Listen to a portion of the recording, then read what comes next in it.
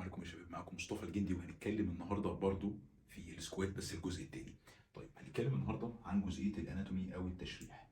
طبعا اكيد شفت البوست اللي انا نزلته على الانستجرام او الفيسبوك، ده هيعتبر الشرح بتاعه لكن بتوسع اكتر واستفاضه اكتر للناس اللي ما بتحبش او الناس اللي مش بتفضل القرايه الكتير. هنستعين طبعا بنفس الصور اللي انا مستخدمها في البوست، بل بالعكس ممكن ازود عليها بعض الصور التوضيحيه اكتر حسب ما انا هشرح لك هنا.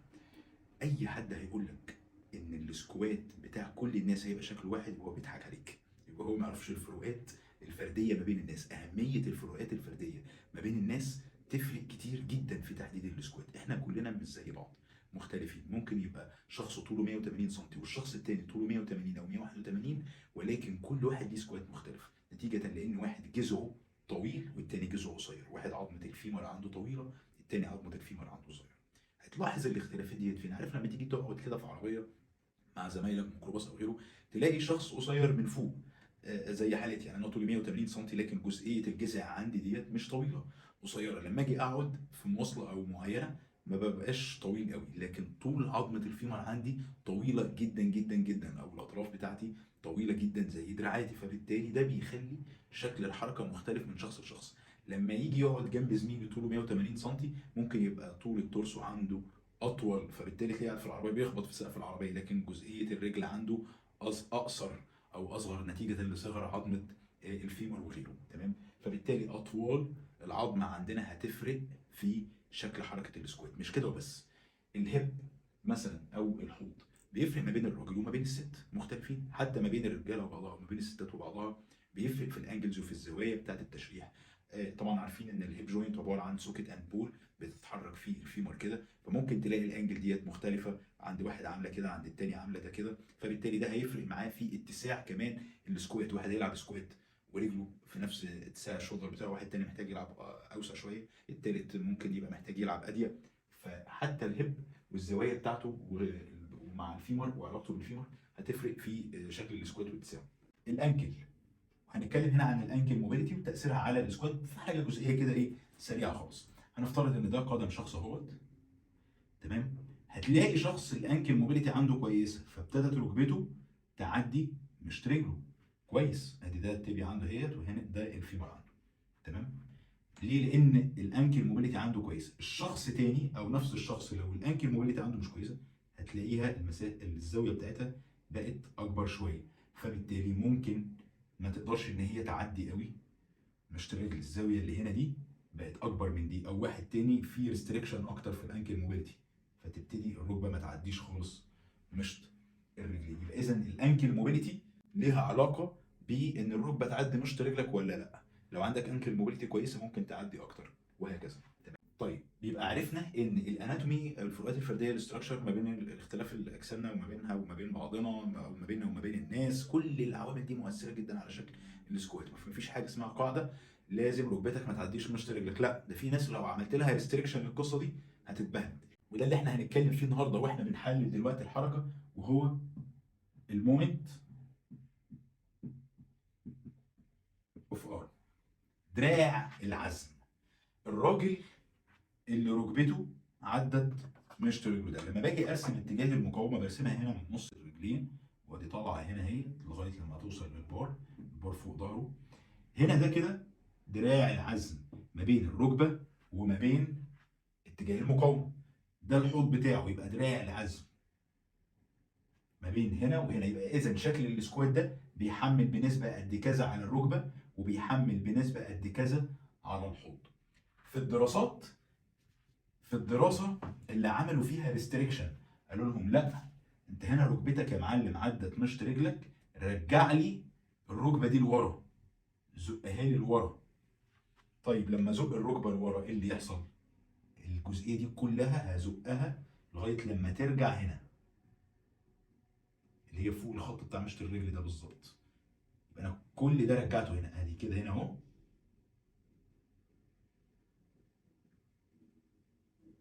ما انا دي نقلتها كده، ودي حطيتها هنا كده. هشيل الخط ده واشيل الخط ده القديم وهفضل في الجديد. ايه اللي عمل؟ اثر دراع العزم على الركبه، جميل. يبقى انت قللت التحميل على الركبه، وفعلا ده اللي حصل. لقوا ان التحميل على الركبه قل بنسبه 20%. ممتاز معاك. ولكن دراع العزم اللي كان قد كده على الحوض او على الهب وبالتالي اسفل الظهر كان قد كده، زاد اكتر بقى قد كده. لقوا ان دراع العزم اللي على الهب زاد بنسبه 1070%. ودي مشكله. يعني حضرتك عشان تحل لي مشكله على الركبه رحت حملت على اسفل الظهر عند الراجل، ممكن تعمل له مشكله. ما بقولش ان انت تعمل له مشكله، بس ممكن تعمل له مشكله. فانت كده بتناقض نفسك. بتقول لا، انا مش عايز احمل على مفصل الركبه، ولكن تغير له السكوات وتمنع الركبه تعدي مشط الرجل عشان تروح تحمل على مفصل الحوض. ازاي؟ ما ده ني جوينت وده هيب جوينت، الاثنين جوينتس عندك في جسمك. سيادتك لما شلت حمل من على جوينت حطيت زياده كتيره جدا على الجوينت المقابل عشان يقدر يحافظ على الحركه اللي عندك ويقدر يحافظ على الوزن اللي انت شايله. امال هتشيل الحمل ده ترميه في البحر؟ ما انت هتشيل الحمل ده تحطه على مفصل تاني.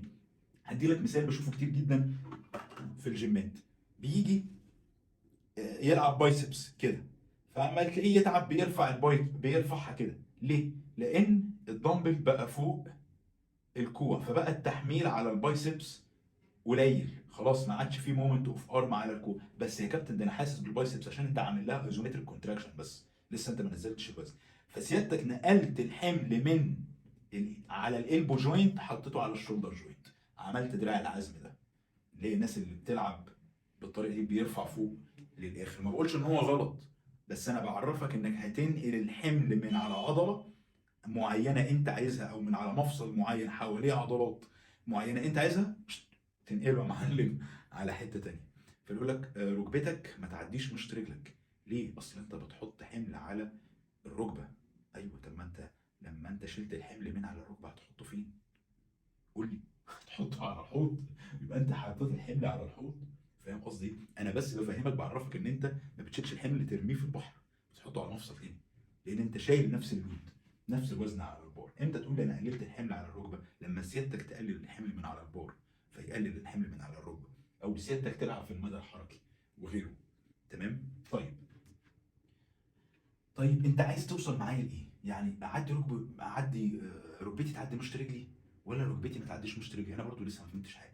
زي ما انت فهمت من الاول، من اول جمله انا قلتها لك، فروقات فرديه من الناس، اختلافات. الشخص اللي ركبته بتعدي مشط رجله ما يعدي. ايه المشكله؟ يتاقلم على الاحمال، يزود تدريجي واحده واحده، يراعي كل العوامل دي ويتمرن عادي، مفيش اي مشاكل خالص. لكن ما بيجيش اقول له هتلعب ب 200 كيلو سكوات وركبتك تعدي مشط رجلك، او حتى ركبتك ما تعديش مشط رجلك. طبيعي لان هو الوزن تقيل جدا عليه، ممكن يعرضه لاي مشاكل. فمبدا الزياده الدوريه في الاحمال والتدرج الصح مع التاهيل المظبوط ما يقومش جاي معرضه لمشاكل. تمام؟ انا عندي اصابه في ركبتي، فانا هخلي ركبتي ما تعديش مشط رجلي علشان خاطر اعمل كذا. طيب اول حاجه جينا بقى عند موضوع الاصابات. عندك اصابه في ركبتك، او عندك اصابه في اسفل ظهرك او غيره، لا، بناخد كده نفس بريك كده ثانيه واحده واحده. احنا كنا بنعمم على الجنرال، الناس العاديه جدا اللي بتتمرن ما عندهاش اي مشاكل، لسه دلوقتي داخل الجيم، مبتدئ مش مبتدئ، مستوى متوسط متقدم، ما عندوش اي مشكله. فاحنا بنقول له الصح اللي هيراعيه في التمرين بتاعه. جيت انت قلت لي لا انا حاله خاصه، انا عندي اصابه سابقه في الركبه. اي اصابه بقى بدون الدخول دلوقتي في التفاصيل، ايوه تعالى راي الطبيب المعالج ايه، الهيستوري بتاع الاصابه ديت ايه، اخدت ادويه، عملت علاج طبيعي، الاشعاعات بتاعتك، الحاجات اللي زي دي، وصلت منين، بتاخد فكره او بتاخد الهيستوري بتاع الكلاينت اللي عندك او العميل اللي جاي لك ده عشان تقدر تصمم له برنامج مظبوط. وصلت يا كابتن ان انا عملت كذا كذا كذا، بس بحس مثلا بالم لما باجي اعمل كذا، او بحس لما باجي ازود المدى الحركه. هي دي بقى شغلتك انت كمدرب فاهم، او كشخص هيصمم له برنامج او جدول تدريبي يراعي حالته. هو ده الفرق اصلا في القصه كلها، وهي دي الفكره كلها ما بين الاختلافات ما بين الناس. مش معناها ان انا امنع تمرين بالكليه. منع التمرين بالكليه او منع حركه بالكليه بيفكرني بمثل جميل جدا. هقول لك على نقطه مهمه جدا، والمثل ده احفظه معايا كويس جدا. صاحبنا اللي بيمنع تمرين بالكليه او بيمنع حركه بالكليه تماما، يقول لك لا ممنوع ان ركبتك تعدي مشط، هو نفس صاحبنا اللي بيقول لك ده الميه مضره، اوعى تستحمى. اه في ناس بتقول كده. اه هقول لك قصه صاحبنا اللي راح يعني المصيف، وراح يعمل تاني وبتاع مش عارف ايه، قام جاي محروق من الشمس. يدخل يستحمى جسمه يوجعه جدا، قال لك بس الميه هي اللي فيها المشكله، الميه هي اللي بتسبب البين او هي اللي بتسبب الالم. لا، استخدامك للميه في التوقيت ده مش مناسب. مش معنى كده ان الاستحمام غلط او معنى كده ان استخدام الميه غلط، لا، انت عشان محروق، فلما تحط على الحرق دوت ميه هتوجعك او طبيعي هتتألم، فاهم قصدي؟ فمش معنى كده ان الميه غلط، لا، توقيت استخدام الميه لحالتك هو اللي مش مظبوط. اذا السكوات مش غلط، ركبتك تعدي مشط رجلك مش غلط. الفكره هل توقيت استخدام التمرين ده والتكنيك ده مناسب لحالتك ولا لا. بس كده وضحت. يلا سلام عليكم، اشوفكم في فيديو جاي تاني ان شاء الله. اعمل شير، سبسكرايب، لايك، اي حاجه من الحاجات اللي زي ديت عشان تساعدني ان انا انتشر في القناه اكتر ان شاء الله، واقدر استمر ان انا اقدم لك محتوى كويس. انتظروني ان شاء الله في الجزء الثالث، هنتكلم في كذا نقطه مهمه. يلا سلام عليكم.